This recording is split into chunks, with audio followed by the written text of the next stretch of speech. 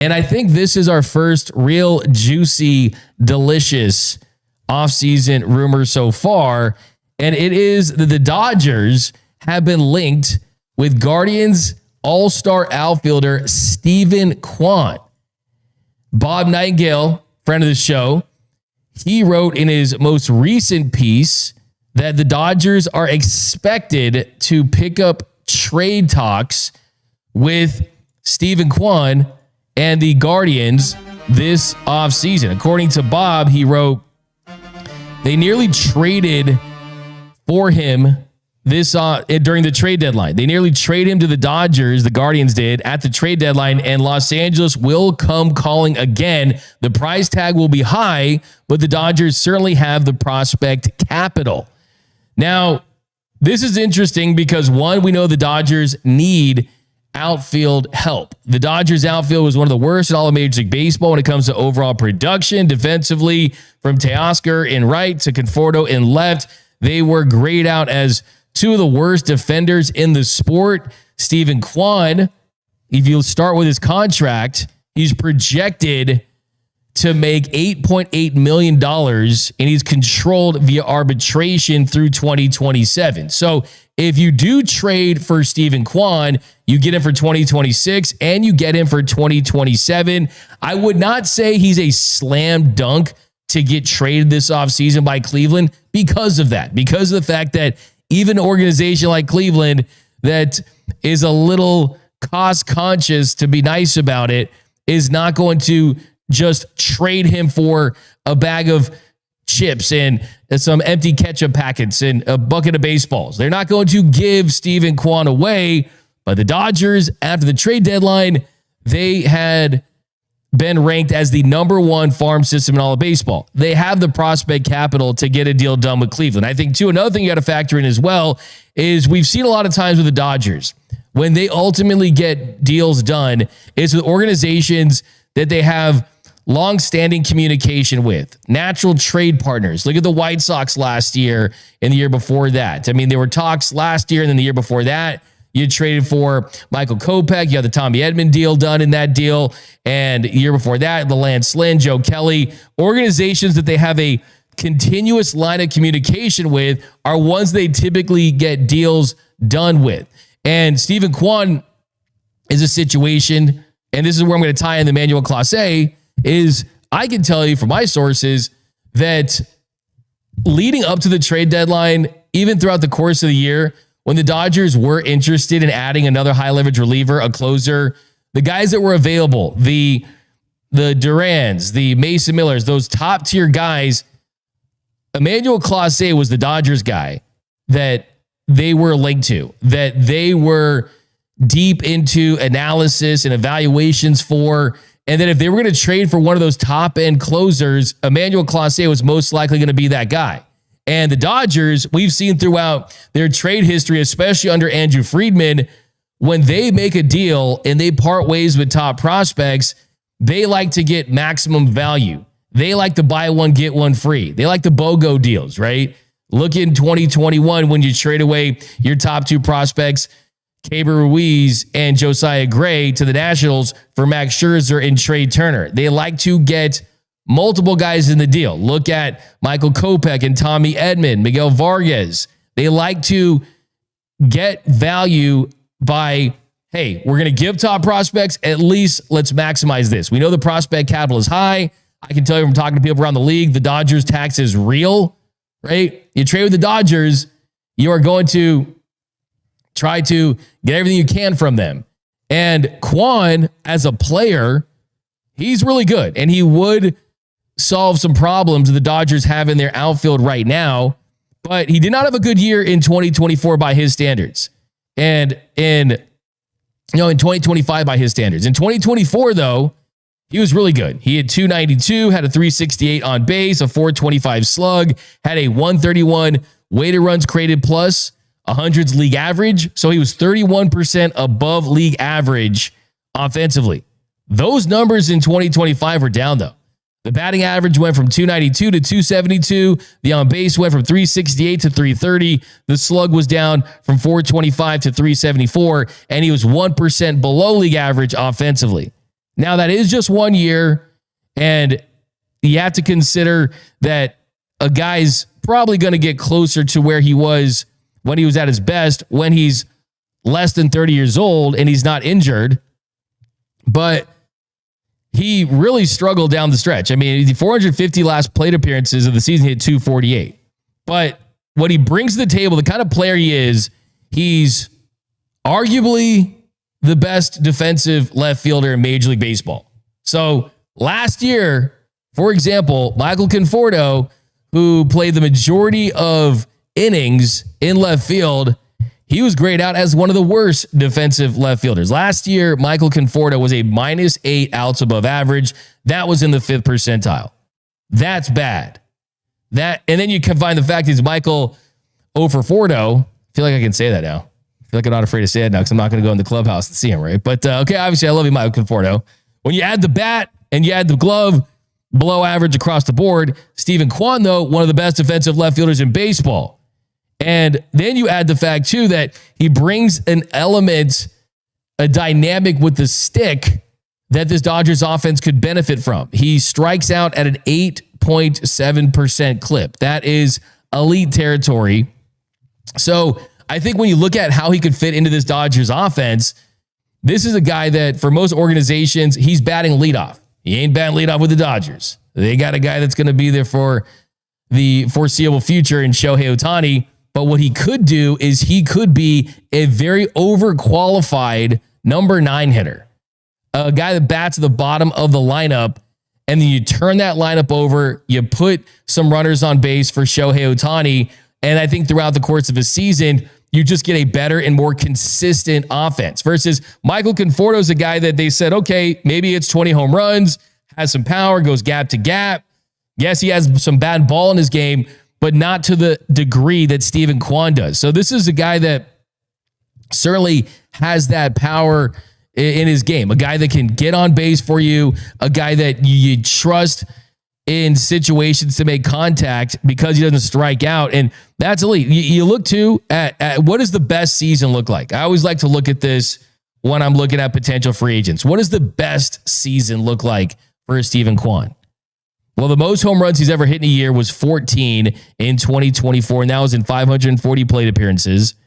Hit close to 300, can get you doubles, can get on base, and he strikes out less than 10% of the time. So that's kind of the best version of Steven Kwan. Is you're not getting a slugger, you're getting a guy that can put bat to ball, doesn't strike out much. Last year's expected batting average was at 273 in the 82nd percentile. Now, I will say, what you like about him, doesn't strike out a lot. I mean, in the 99th percentile, he doesn't swing and miss essentially ever. He's the best in baseball when it comes to getting his bat on the ball. He is an 8.7% whip percentage, just in the 100th percentile.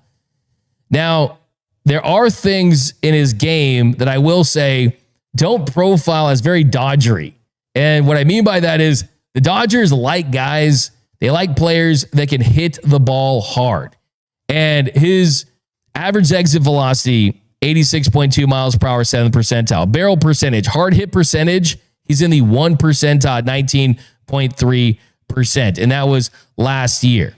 Now you look at the best version of Steven Kwan, like we talked about in 2024, and even that version, he doesn't hit the ball hard. So if you're thinking you're going to get a guy that's going to hit rockets off the bat, that's not who he is. That's not the type of player he is, but it also does not mean that he can't help this team. So I think if you're on the Guardians side, you're kind of thinking to yourself, wait a minute, do we have an all-star level player that's on the decline already? And maybe 2024 was his peak and he's not going to replicate those results. So let's trade him now while he has a couple years of team control, while teams like the Dodgers, contenders are interested in him, while we can still get some top level prospects for him. Do you want to go that route? Or if you're the Dodgers, you're saying to yourself, wait a minute, we can buy low here. We can get the Halloween candy the day after Halloween. We can get it at a more discounted rate. That's kind of the ultimate question. And then you also have to factor in as well, what does this mean for the left field? Does this mean that you bring Kike Hernandez back and he's a bench bat throughout the season? And then what does this mean for him in the postseason? Because if you trade for Steven Kwan, you have multiple years of team control. He's an all-star level player. You're going to have to give up top prospect capital to go and get him. He's a guy that you're going to want to get every day at bats. And the hope is that he plays in the postseason. I mean, that's a long time down the road. Another factor, too, is do you throw him in right field? That's another thing to consider as well, because you have Teoscar Hernandez in right field. And Dave Roberts said multiple different times down the stretch when he was struggling in right field that he was considering a move to left. So would they kind of have that conversation with Teoscar this offseason saying, hey, we gave you a run at right field during the regular season. You made some misplays. I mean, you look at the World Series. I mean, the Varsho single that turned into a triple. And that's where right field kills you. Singles and doubles, they can become triples in right field. If you make a mistake in left field, unless it's a catastrophic mistake, you're usually pretty solid about keeping that guy at second base. And also the way the ball comes off the bat has a different spin on it. It just, look, you don't put your best outfielders in left, right? You put your best outfielders in center and right field. And the bottom line is Teoscar Hernandez, as much as he rakes at the plate when he's good, he's got to be in left field. Last year, Teo, a -9 outs above average in the 3 percentile. And he's getting older. I can't imagine him playing right field for an entire season next year. So the options there are, do you move Teoscar Hernandez to left field and hope that he turns things around? Do you consider trading Teoscar Hernandez and paying down some of that $33 million that you owe him and see if a team will to take him on to be their DH?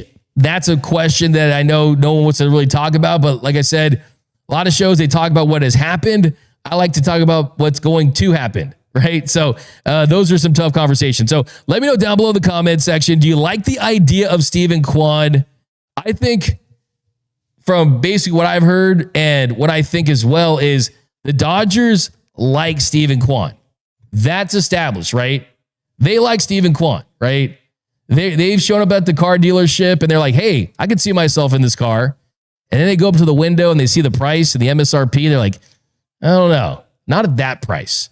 So maybe if the Dodgers walk outside of that car dealership to their car and the car salesman starts to chase down Andrew Friedman and company, say, wait, what if we could do this and this and this and this, right? That's the point where I think the Dodgers get involved with Steven Kwan. When you establish that initial trade package, whether that be an Alex Freeland, a Dalton Rushing potentially, something like that, and see if you can get him at your price. I think they like Steven Kwan at their price.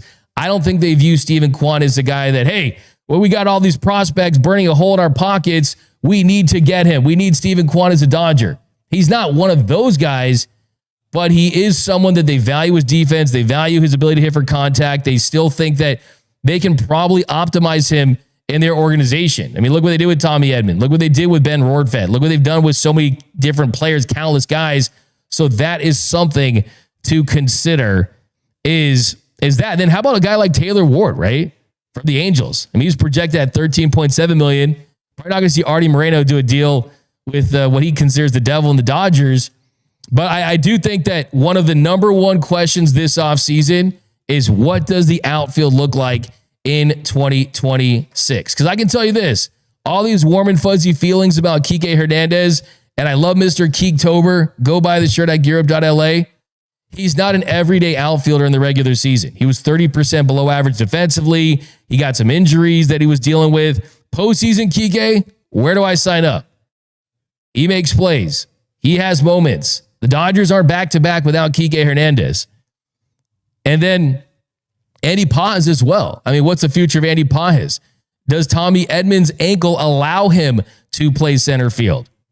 Do they swing big and try to make Kyle Tucker an offer to bring him in? So there's a lot of questions involving the outfield for the Dodgers. And right now, Steven Kwan, I'd be here for it under the right price.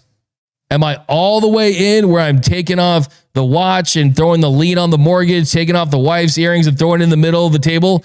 I'm not all in on Steven Kwan. But if you get Steven Kwan at a price that makes sense for the Dodgers, he's someone that could improve this roster in more ways than one. One thing you need to consider is the defense needs to improve for LA. As the team gets older, as players get older, defense declines. And that's one of the byproducts of an aging Dodgers team. So let me know down below in the comments section. We got anything for Steven Kwan here? We've got Jason B, 199 super chat. My man. Twins rebuilding, Buxton's trade, 5-tool player. You guys know I love Byron Buxton. I love Byron Buxton. I wanted Byron Buxton for years. He's got no trade clause, man. Byron Buxton is a guy that you have to, and the Twins are for sure rebuilding, and we know that, but I can specifically remember at the All-Star game. I was at the All-Star game, and Byron Buxton was asked about being traded, and he pretty much said the last thing you would want a player to say if you want to trade for him. And he said, quote, he wants to be a Twin for life. And he has a full no trade clause. And when a player has a full no trade clause and said he wants to be a Twin for life, a lot of these dudes, man, talking to these dudes, they don't like uprooting their families, man. They really don't. You can live a good life having $100+ million in the bank and being with one franchise for a long time. And yeah, sure, there's ways you can entice guys to move, but last time I checked, Byron Buxton has no plans to waive that no trade clause. But appreciate that.